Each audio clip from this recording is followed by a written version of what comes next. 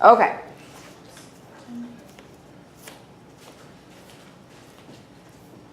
So we'll kind of step back about why are we here? So how can you use the results from your action research project to inform your practices? And why is action research important for improving schools? We talked about this a little bit, but we can kind of start here. So how can you see using results from your action research projects to inform your practices?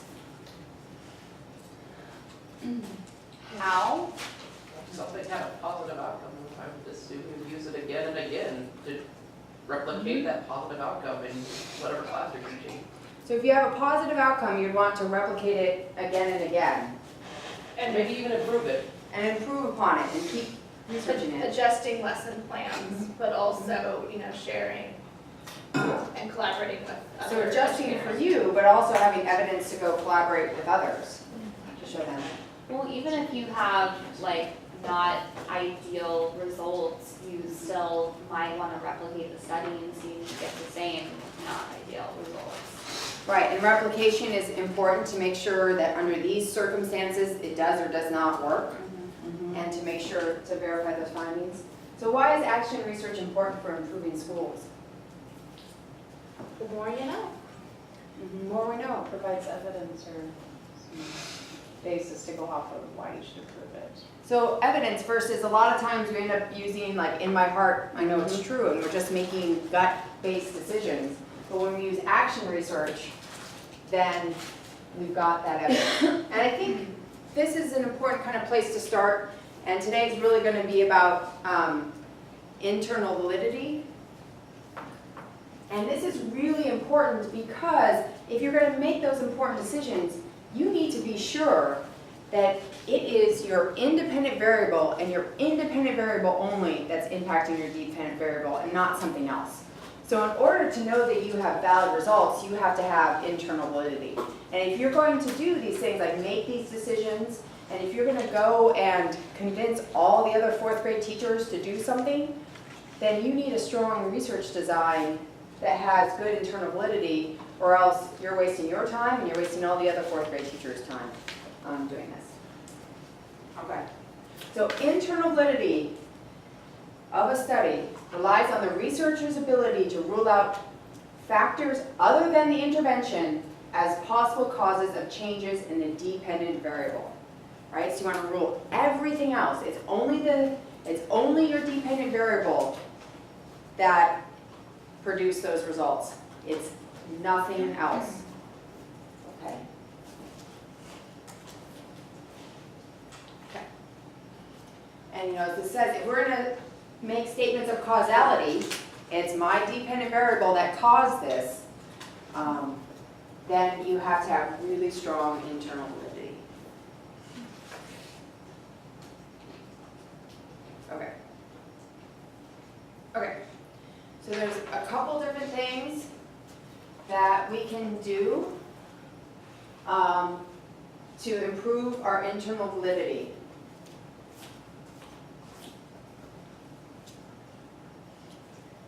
And the first one, so we're going to talk about systematic and error.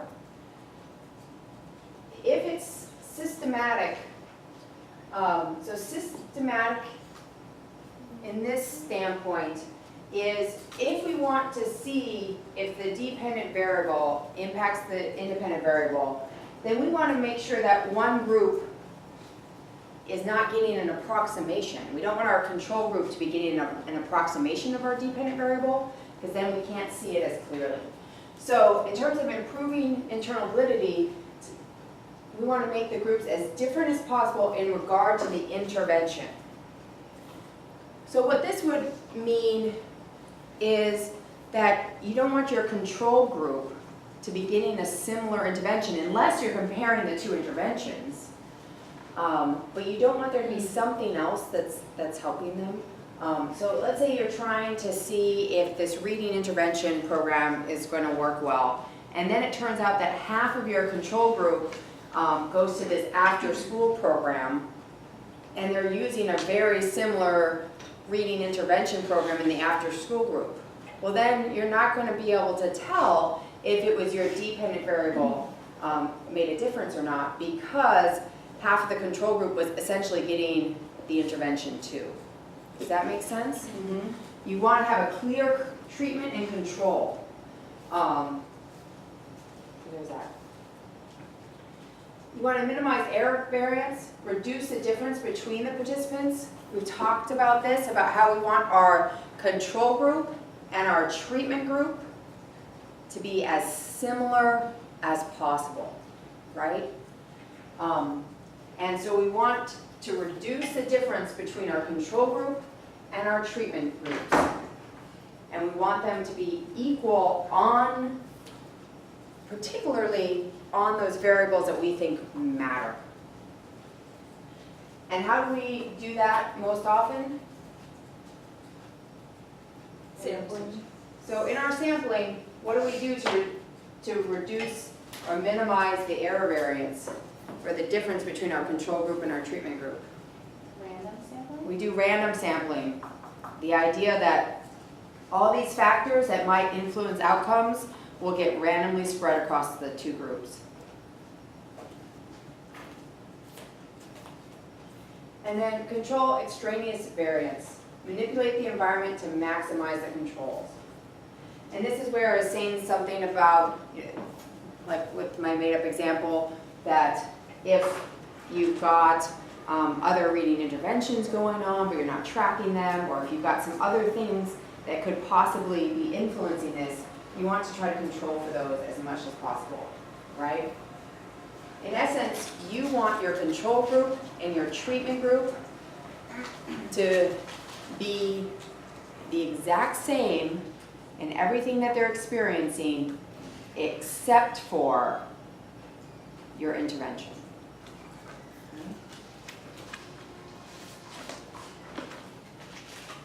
Okay.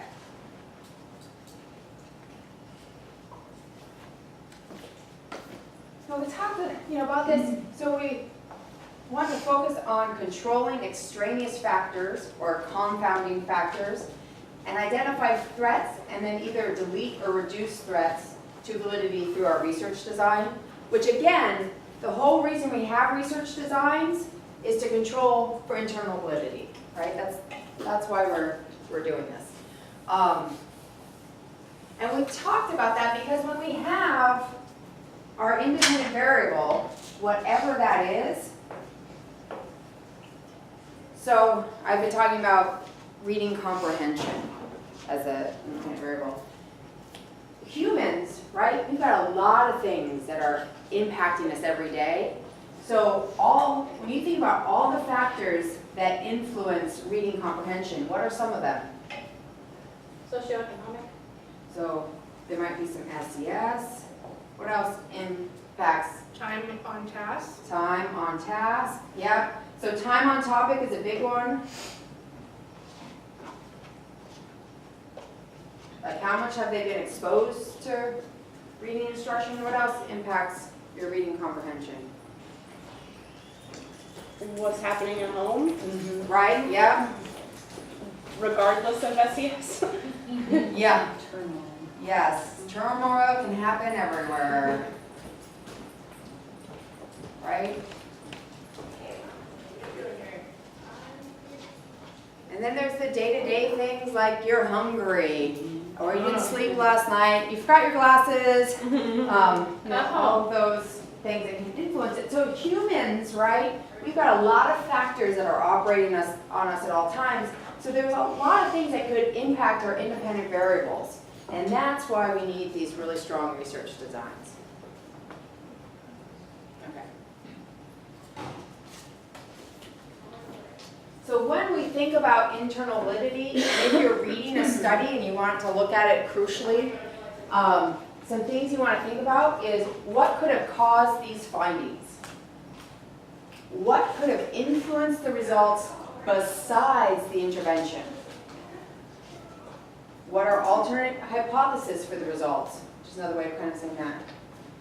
What decisions would you make based on those results? And what are the implications of the findings? So this goes back to, ultimately, research is only useful if we can make decisions based upon it, right? Otherwise, we're wasting our time. And that's where we've talked about like internal review boards or IRB boards will say something's unethical if they don't think you're going to be able to prove what you want to prove, because you won't be able to make good decisions based upon it. But really what we're really talking about here is, here's kind of the key question today. What could have influenced results besides the planned intervention? And so that's what we're going to talk about in regards to your studies today as well. Okay. So we're going to go into these in detail, but here are a list of all of kind of like the common threats to internal validity that people have come up with. So you can see that there's a lot. Okay.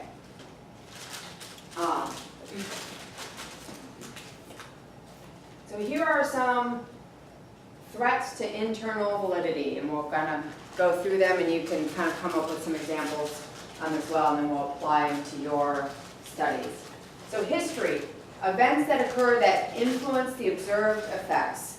I think personally, the one I know the most about with that one, there was a researcher looking at social studies and how to teach social studies. I think, what's that guy's name? Burns, I think, that does the big documentaries. Ken Burns, right, and in the middle of this study released the Civil War documentary, and that's what that study happened to be looking at. But of course, the problem is, you know, that everybody watched that, because it was so big. It was so good, yeah. And so, did they learn about the Civil War through their, or something else, and another event that influenced the outcome? So was it the intervention, or was it the great documentary? We talked about that with the, oh no, I read about a study where, We'd love another example. oh my gosh. Ken Burns ruined something else? I mean, Ken Burns, he goes left and right. They were looking at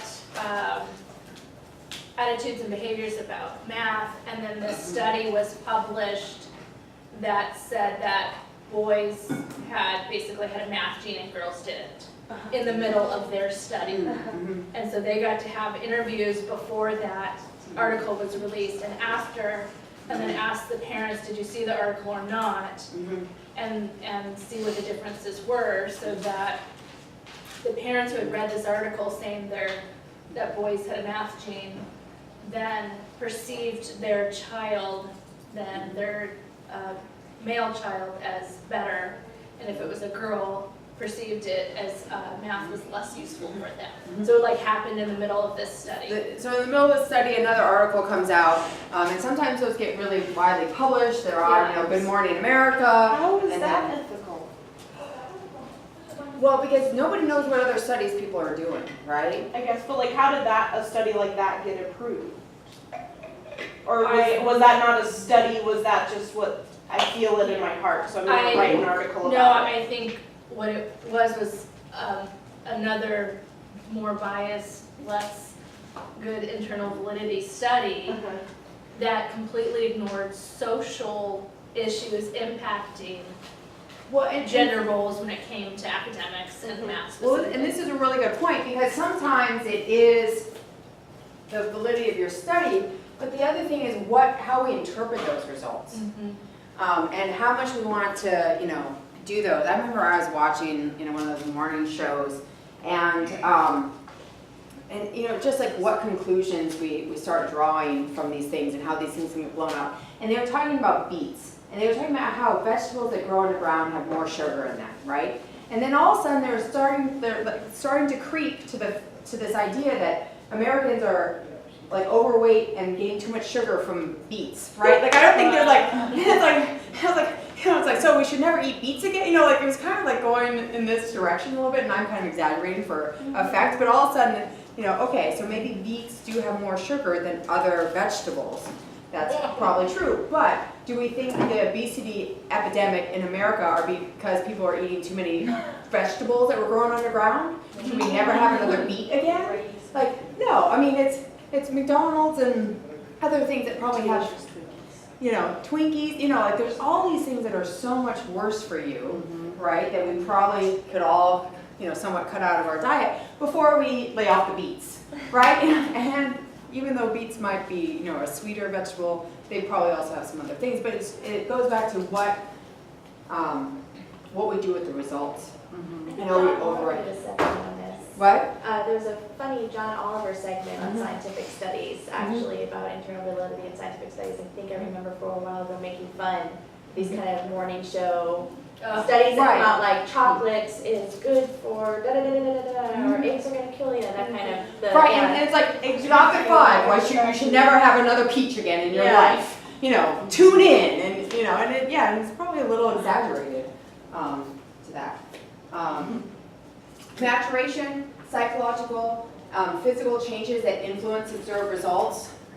So, for example, as kids grow in age, and even as, you know, as adults, right, we grow in age and become, so you could do this great intervention, and really what happened is, you think it's great intervention, but it just happened. I think the one I used last time was you round up all the 8-month-old babies that are crawling, and you do a walking intervention, and you say 3 months later, a majority of them are walking, right? It has nothing to do with your intervention. It was because that's when they were ready to do it. Maybe it did. It might have, but we have a threat. Good point. But we have a threat, you know, and so, you know, and things like bullying behavior has natural peaks, right? There's certain grades that peaks at, and then it goes back down as kids get older.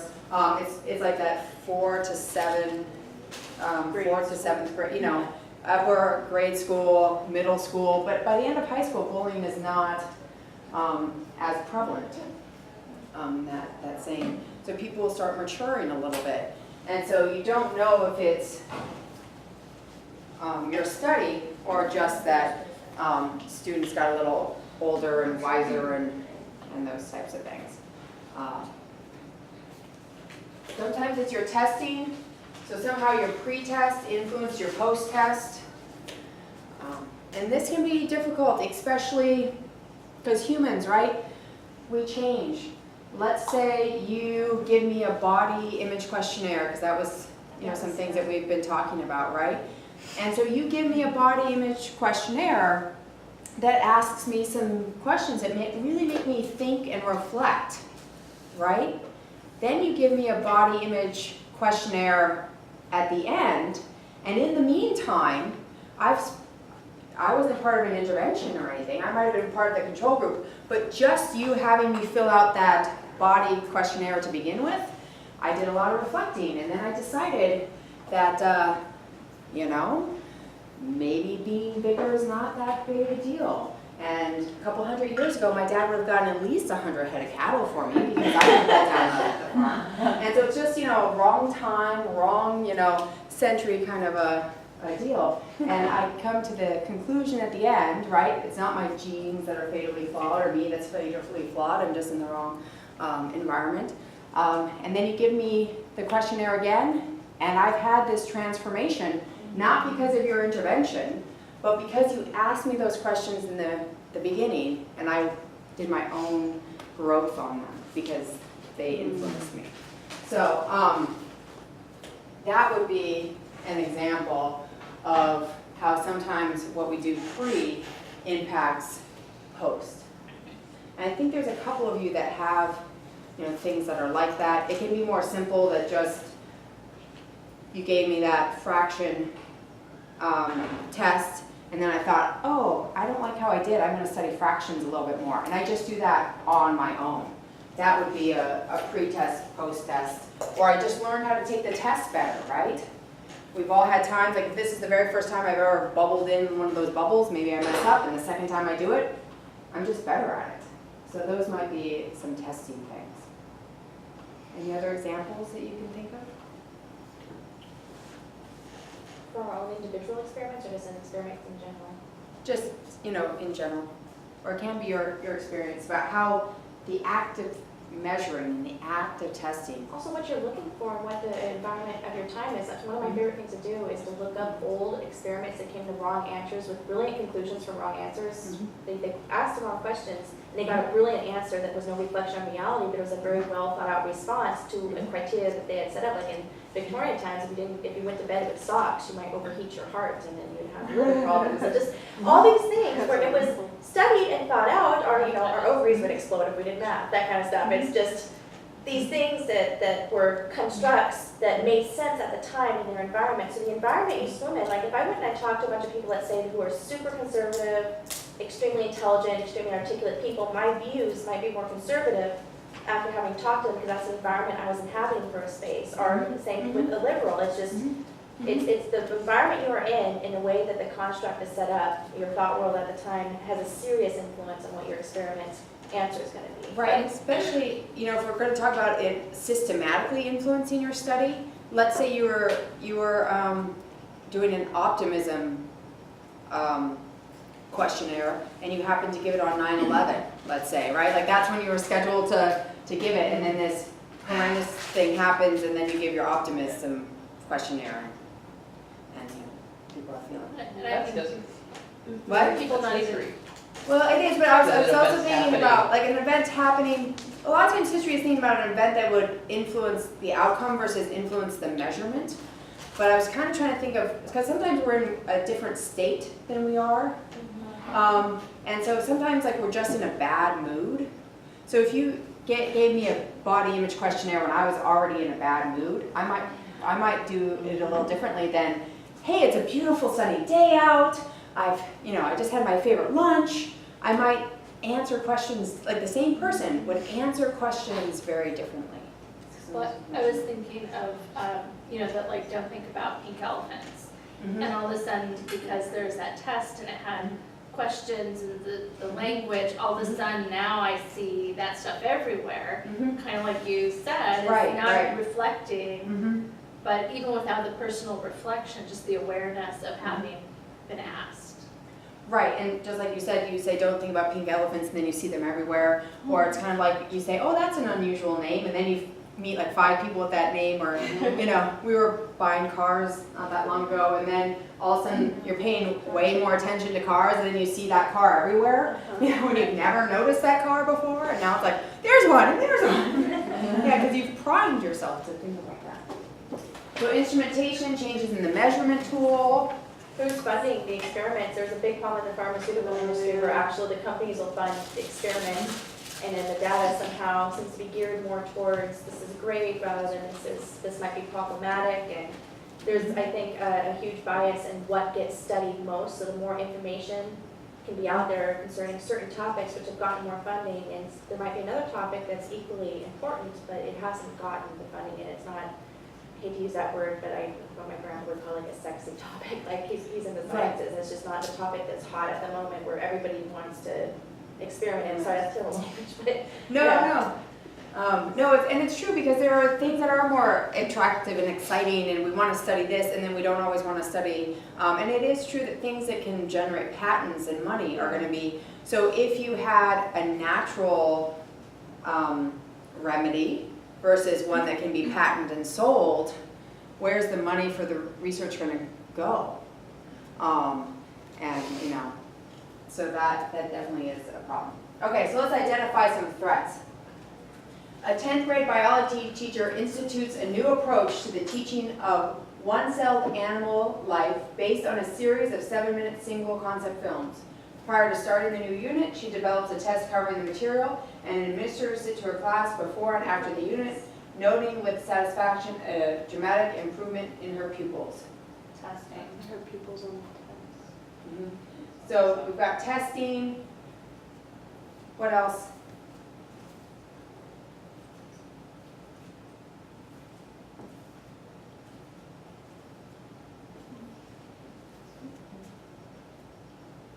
Because what doesn't, so when we talk about this study, what would this study look like if we were to diagram it? it's just one class. It's just one class.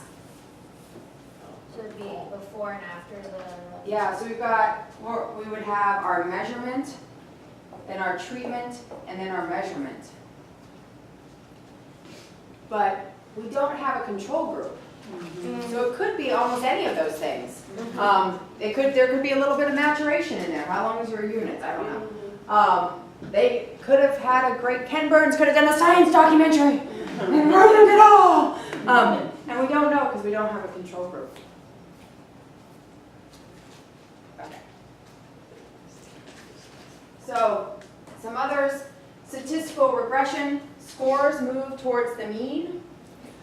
This is something I see in my line of work quite often.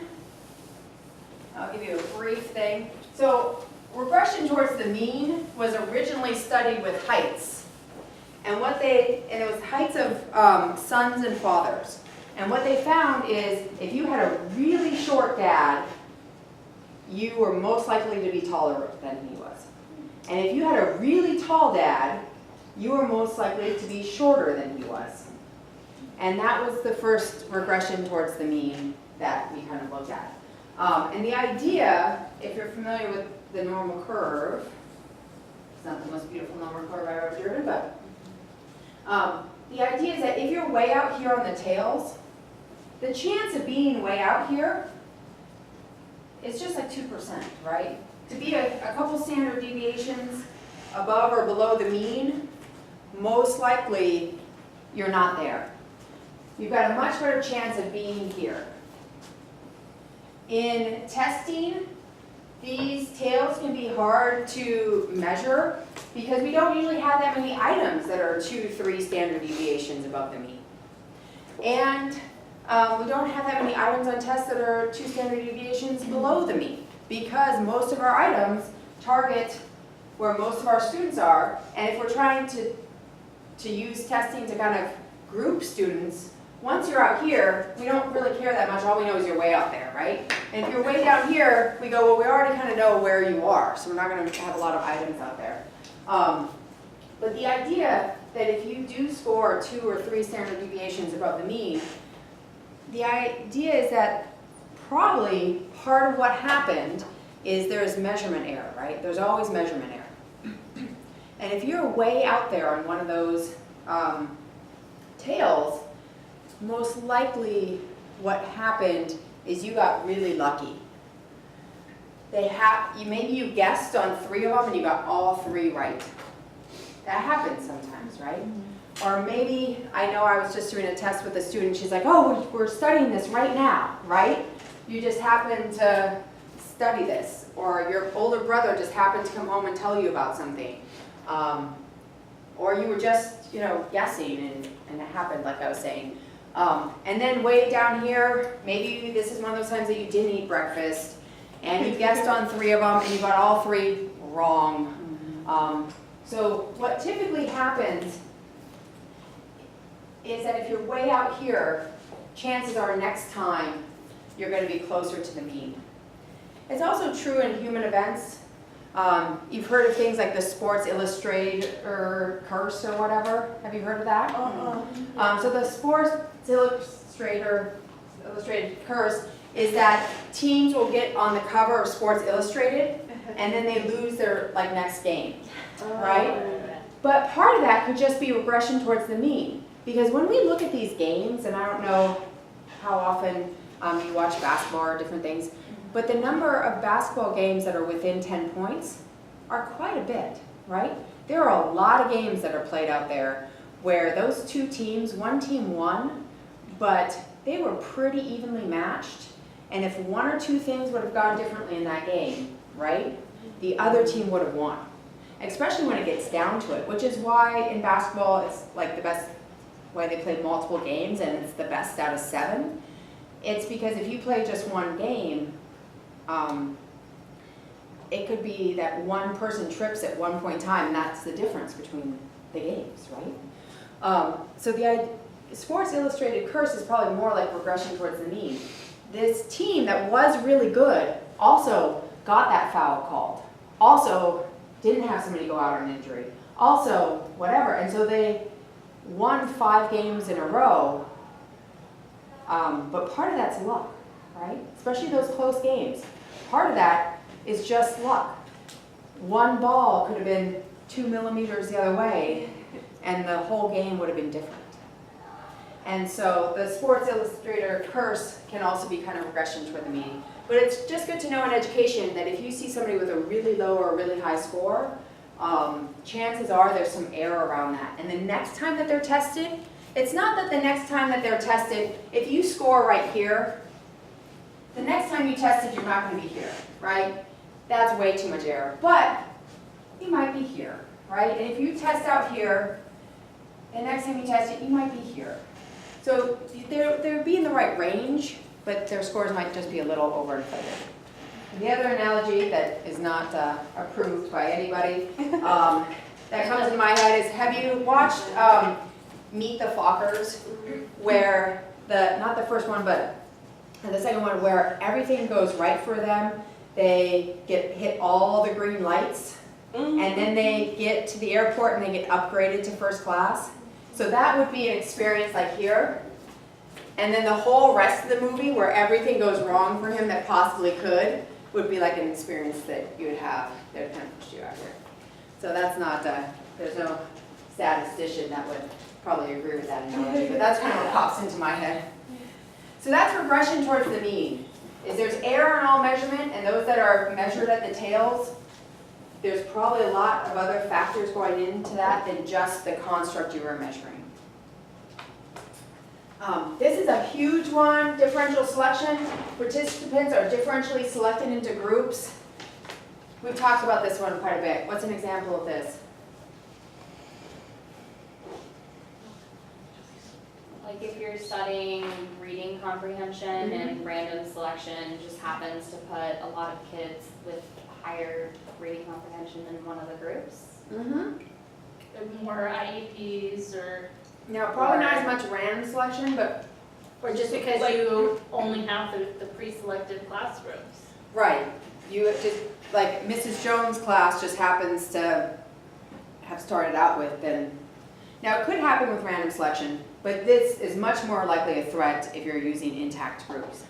Well, yeah, I was gonna say, like, if you're comparing like two different classes, like same grade, same class size, teacher's been teaching for the same amount of years, I don't know, but like in two different schools on opposite sides of town. Right, and you don't know because they got selected that way because their parents chose or did not have a choice to live in those places, and what factors would those be?